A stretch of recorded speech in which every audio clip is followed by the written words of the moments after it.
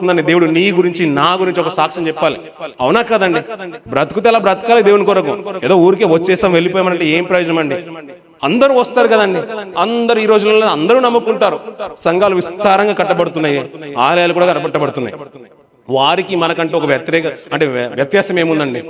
వారికంటే ఒక భిన్నంగా మన జీవితాలు ఉండాలి. దేవుని కొరకు అయిష్టంగా జీవితాల్లో నుంచి ఉన్నతంగా బ్రతుకుతున్నప్పుడు, ప్రేమించే జీవితాలకు వస్తున్నప్పుడు ఇంకెంత గొప్పగా బ్రతకాలండి.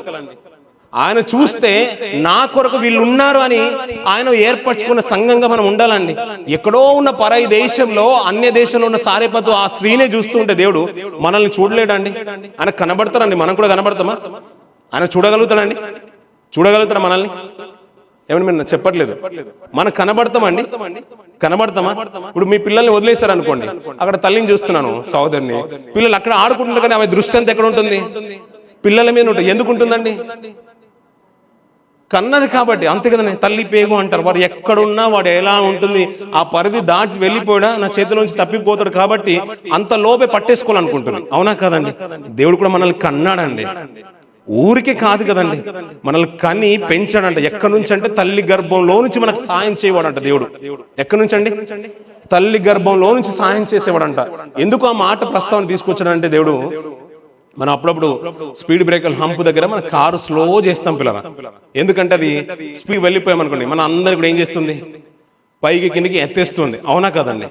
అలా బ్యాలెన్స్డ్గా వెళ్తుంది. కానీ తల్లి గర్భంలో ఉంటే చూసారా పిల్లరా, ఆయన ఉమ్ము నీరులోనే పెడతాడంట బిడ్డను. ఎలాంటి దాంట్లో పెడతాడంట? ఉమ్ము నీళ్ళలో ఉంటాడు. తల్లి పని చేసుకున్నా, పరిగెత్తినా, పడుకున్నా, ఎలాంటి ఎక్సర్సైజ్ చేసినా బిడ్డకి ఏ హాని కలగకుండా ఒక వాటర్ బెలూన్ లాంటిదో తల్లి గర్భంలో ఉమ్ము నీళ్ళలో బిడ్డను పెంచి పోషిస్తాడంట. అక్కడ నుంచి సాయం చేస్తాడంట దేవుడు. మీరు ఆలోచించండి పిల్లరా, బిడ్డలు పుట్టిన తర్వాత నీళ్ళ తొట్టిలలో కానీ, చిన్న చిన్న కుండీల్లో కానీ, వాటర్ తొట్టిలో కానీ, వాటర్ ట్యాంకులలో పడి చనిపోయిన బిడ్డలు ఎంతమంది లేరండి? అవునా కాదండి? అలాంటిది అదే అలాంటి ఉమ్ము నీళ్ళలో మనల్ని కాచి కాపాడుతుందండి. ఎంత గొప్ప వండర్ఫుల్ థింగ్స్ అండి అవి. నిజంగా ఆశ్చర్యంగా ఆలోచిస్తుంటే మన మైండ్ అనేది పనిచేయదు పిల్లలు. మన ఆయన మేధశక్తి, మన ఆలోచన విధానం కందంది. ఆయన అడ్మినిస్ట్రేషన్ అనేది చాలా గొప్పది. ఆయన గురించి మనం ఉన్నతంగా ఆలోచిస్తే ఆయన మనసు ఏంటో మనకు అర్థమవుతుంది. ఏదో వచ్చాము వెళ్ళిపోతామంటే వారికి మనకు తేడా ఏముంటుందండి? నీవు ఉన్నతంగా బ్రతకాలి, నువ్వు సంథింగ్ స్పెషల్ అన్నట్టుగా దేవుని కొరకు బ్రతకాలి. ఆయన చూస్తే విధవరాలు ఏ రీతిగా అయితే కనబడ్డదో, ఆయన దృష్టిని ఆకర్షించిందో, మనం కూడా ఈ అబుదాబి ప్రాంతంలో ఉంటున్న మనమందరం కూడా పిల్లలు ఆయన దృష్టిని ఆకర్షించే కుటుంబాలుగా మనం ఉండాలి. భర్తగా మీరు ఉండాలి, భార్యగా మీరు ఉండాలి, పిల్లలుగా మీరు ఉండాలి. నా తల్లి ప్రార్థనకు వచ్చినా రాకపోయినా నేను వెళ్తాను. అల్టిమేట్గా ఏంటంటే సంఘంలో అందరు ఎత్తబడలేరు. కొన్ని కుటుంబాలు కుటుంబం అందరు ఎత్తబడలేరు. భర్త విశ్వాసం భర్తదే, భార్య విశ్వాసము భార్యదే. ఒకరు ఎత్తబడతారు, ఒకరు విలువబడతారనే మాట మనకు అర్థమవుతుంది. కాబట్టి ఎవరి విశ్వాసం వారిదే. ఆయన చూసినప్పుడు నేను ఎత్తబడే గుంపులో నేను ఉండాలి. ఇన్నేళ్ల సావాస జీవితంలో నేను నేర్చుకున్నది ఏముంది? నా భక్తి జీవితం ఏంటి, నా ఉపవాసం ఏంటి, నా ప్రార్థన జీవితం ఏంటి, నా అర్పణలు ఏంటి, నా సాక్ష్యం ఏంటి, నా ఆరాధన ఏంటి? ఇవన్నిటికి ప్రతిఫలంగా దేవా నీ దృష్టిని నేను ఆకర్షించకపోతే నా విశ్వాసం వృధానే కదా. బ్రతుకుతే బీదవరాలు లాంటి జీవితాన్ని కలిగినా పర్లేదు, ఈ లోకంలో ఏం సంపాదించుకున్నా పర్లేదు, కానీ ఆయన దృష్టిని ఆకర్షించే కుటుంబంగా మనం ఉండాలండి. ఇంటి ముంగట అన్ని ఫ్లవర్స్ పెట్టుకుంటే చాలా అందంగా ఉంటుంది కాదు, నువ్వే స్పెషల్ గా ఉండాలి. నీ ఇంటి నుంచి దాటుతుంటే ఆమె ఏం బాగుంటుందని ఆమె జీవితము, ఏం బాగుంటుంది సహోదరు జీవితము. ఆయన అందరూ మాట్లాడినట్టుగా ఆయన మాటలు వింటే ఇట్టే మనం రక్షణలోకి వెళ్ళిపోతాం అనే ఒక ధోరణి మనకు కనబడాలండి. ఎందుకంటే నిన్ను పెంచి పోషిస్తుంది ఎవరయ్యా అంటే మన తండ్రి అండి. ఇంకొక మంచి మాట నీకు జ్ఞాపకం చేస్తాను పిల్లలు. చిన్నప్పుడు కొబ్బరి బొండలు తాగేవాళ్ళం, మనం కోకోనట్ వాటర్ తాగేవాళ్ళు కదండి. బొండలు కొట్టించేసి మనకి ఇచ్చేవాళ్ళు, ఒక స్ట్రా ఇచ్చి మనం తాగుతుండేవాళ్ళు. తాగరు కదండి, అందరూ తాగరు కదా పిల్లరా. అదే పుట్టిన బిడ్డకి ఇవ్వండి పిల్లలు, తాగుతాడండి. ఎందుకు తాగడండి? ఎందుకు తాగడు? తాగడం అలవాటు లేదు కదండి. ఇప్పుడు తల్లి గర్భంలో సాయం చేసేది ఆయన. వాడు ఏ ఆహారం తీసుకుంటున్నాడు, ఎలా తీసుకుంటాడో మనకు తెలియదు. అది ఆయన మేధశక్తికి అందుతుంది. అలాంటి వాడు బయటకు వచ్చిన తర్వాత తల్లి దగ్గర పాలు తాగుతుంటాడు. ఎవరు నేర్పిస్తారు? తల్లి ఇలా తాగురు అని చెప్తుందా? తండ్రి ఏమైనా చెప్తాడా? ఎవరు నేర్పించుంటారు పిల్లరా? దేవుడు కాదు పిల్లరా. వాడికి ఆలోచన విధానం ఇచ్చిన దేవుడు కాదు. అదే తాగడం నేర్పించిన ఆయన ఎలాగో అలవాటు ఉంది కదా బొండాలు తీసుకుని పెట్టేస్తామని తాగుతాడు లేదు, ఆయనకి అంత శక్తి లేదు. కానీ తల్లి దగ్గర ఎలా పాలు తాగాలో కూడా నేర్పిస్తున్నాడంటే ఆయన ఎప్పటి నుంచి ప్రారంభించేసాడండి మనకు సాయం చేయడం. నువ్వు నా కొరకు బ్రతకాలని తల్లి గర్భంలో నుంచి ప్రతిష్ఠించుకుంటున్నాడు. అలా ప్రతిష్ఠించుకున్న ఆయనను మనం ఎలా తృణీకరిస్తాం పిల్లరా? ఎలా నామమాత్రంగా నమ్ముకుంటాం? ఇన్ని చేసిన భర్తకు, ఇన్ని చేసిన భార్యకు అన్ని సహకారాలు అందిస్తున్న తల్లి తల్లిదండ్రులకు మనం బ్రతకకపోతేనే నువ్వు బ్రతికిన శూన్యం అని వాళ్ళు అంటున్నప్పుడు నీ తల్లి గర్భం నుంచి నేను ఏర్పాటు చేసుకుని భూమి మీద ప్రవేశపెట్టేసాను, నీకు రక్షణ ఇచ్చేసాను, సంఘంలో ఒక ప్రథమ స్థానం ఇచ్చేసాను, ఒక పిల్లలుగా నువ్వు ఉంటున్నావు కదా, నా కొరకు నువ్వు ఏం చేస్తావని దేవుడు అడిగాడు అనుకోండి, మనం ఏం చెప్పగలుగుతాం పిల్లలు? నేను అది చేశాను, ఇది చేశాను, ఆ రోజు వచ్చేసాను, ఈ ఆదివారం వచ్చేసాను, నేను కానుకేసాను, నేను ప్రార్థన చేశాను అంటే అందరూ చేస్తున్నారు, నువ్వేం స్పెషల్ చేసావు అంటే అయ్యా అందరూ బ్రతికినట్టుగా నా జీవితం లేదు, అందరూ బ్రతికినట్టుగా లేదు, అన్ని సంఘాలు వేరు, మా సంఘం వేరు, ఆ సంఘంలో నేను వేరు, నా ప్రార్థన జీవితం వేరు, నా యాచనలు వేరు, నా బలులు వేరు, నా అర్పణలు వేరు, నా కమిట్మెంట్స్ అలా ఉన్నాయి, నేను నీ కొరకు బ్రతుకుతానంటే బ్రతుకుతాను. అది ఎలాంటిదైనా అది డ్యూటీ ఉండని ఏమైనా ఉండని, అది ఉపద్రవం రాని ఖడ్గం రాని, అది ఎలాంటి పాండమిక్ సిచ్యువేషన్ గానీ సావాసాన్ని విడిచిపెట్టేది లేదు, నా విశ్వాస జీవితాన్ని తొలగించుకునేది లేదు, నేను నీ కొరకు బ్రతుకుతా. ఎలా బ్రతుకుతానంటే ఉన్నతంగా బ్రతుకుతాను. నువ్వు అక్కడ నుంచి చూస్తే నా కుటుంబం కనబడాలి, అందులో నేను కనబడాలి, అంత గర్వంగా చెప్పుకునే స్థితిగతులు మనకు రావాలండి. అవునా కాదు? ఎందుకంటే ప్రేమ ఆయన గొప్పది పిల్లలు, చాలా ఉన్నతమైన ప్రేమ. ఆయన అర్థం చేసుకుంటే మన మనసు నిజంగా ద్రవించిపోతుంది. అంతగా ప్రేమించిన ఆయనకు మన ద్వారా ఏదో ఒకటి కావాలనుకుంటే ఏం కావాలి ఆయనకి? మన మనసులే కదా కావాల్సింది. నీకు అక్కడ నుంచి నేను నడిపిస్తున్నాను, మాకు రక్షణ ఇచ్చి, సావాసం ఇచ్చి, ఇంత కంఫర్ట్ జోన్ ఇచ్చి, ఉద్యోగాలు ఇచ్చి, పెంచి పోషించిన తర్వాత దేవుని కొరకు బ్రతకపోతే అదంతా కూడా శూన్యమైపోదు పిల్లలు. అవునా కాదన్నా? మరి ఇక్కడ కష్టపడి పెంచి పోషించి డబ్బులు సంపాదించి పిల్లలకు పంపిస్తూ ఉంటే వాడు అక్కడ జల్సాగా తిరిగి బైక్ మీద పరిగెత్తుకుంటూ వెళ్ళిపోయి స్పీడ్గా వెళ్ళిపోయేది ఇక్కడ గుద్దుకొని చనిపోయాడు అనుకోండి, ఎలా ఉంటుంది జీవితాలు? ఇన్నేళ్ళు నీకు దూరంగా ఉండి నేను ఏం చేశాను నేను? నువ్వు మంచిగా ఉండాలనే కదా ఇవన్నీ నీకు ఇచ్చింది. తీరా నీ ప్రాణాన్ని కోల్పోతే నేను ఎవరి కొరకు బ్రతకాలి, ఎవరి కొరకు సంపాదించాలి, ఇంత చేసిందంతా వృధా చేసామని మనం ఎంత తల్లడిపోతాం పిల్లల. అలాంటి మనసులో మనకే ఉంటూ ఉంటే ఇది మానవత్వం అయితే, తల్లి పేగ అయితే మనకున్న పరమ తండ్రి ఇంకా గొప్పడు పిల్లలు. ఆయన ఆశలు అడియాశలు చేయొద్దు పిల్లలు. ఆయన కొరకు బ్రతికితే నమ్మకంగా బ్రతుకుతాం పిల్లలు. నేను ప్రతిసారి చెప్తాను పిల్లలు, కన్యక తన పవిత్రతను కాపాడుకున్నట్టుగా మన జీవితాలంట, భక్తి గల జీవితాలను అంత పవిత్రంగా కాపాడుకోవాలంట. ఏ విషయంలో కూడా మనము ఎదుటి వారికి అవకాశం ఇవ్వకుండా బ్రతకాలంట పిల్లలు. అలా బ్రతుకుతేనే దేవుని కొరకు మనం స్పెషాలిటీ సంపాదించుకున్నట్టుగా ఈ లోకంలో. అలా బ్రతుకుతాం కదండి, బ్రతుకుదాం వద్దండి?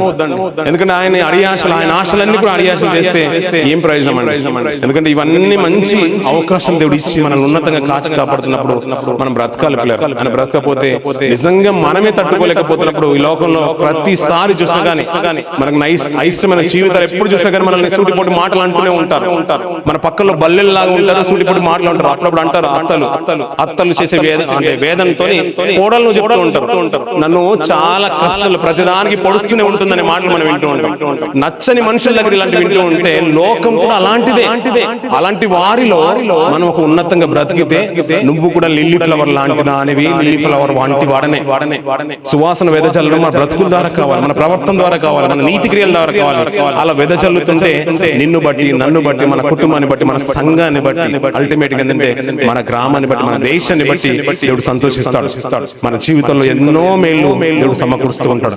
అలాంటి ఆశీర్వాదాలు మనకు కావాలంటే పిల్లరా మన యథార్థమైన జీవితాన్ని తుదమట్టు కాపాడుకుందాం. ఆయన చూసినప్పుడు ఓ పలానా కుటుంబం ఉంది, పలానా సంఘం ఉంది, పలానా గ్రామం ఉంది, అందులో వీరున్నారని మన గురించి ఉన్నతంగా దేవుడు చెప్పాలండి. చెప్పాలా వద్దండి? చెప్పాలి కదండి. అలాంటి ఉన్నతమైన స్థితి దేవుడు మనకు అనుగ్రహించాలని కోరుకునే మాటలు ముగిస్తున్నాను. ఇటు అవకాశం ఇచ్చిన సంఘ కాపరి గారికి, జాన్ పుల్లెల గారికి హృదయపూర్వక వందనాలు. సంఘ బిడ్డలందరికీ హృదయపూర్వక వందనాలు. తెలిసిన మాటలు ముగిసిన దేవుడు ఇటు మాటలు మన వెనుకలో దీవించి ఆశ్రయించారు. థ్యాంక్ యూ సో మచ్ అండి. అందరికీ నేను వందనాలు.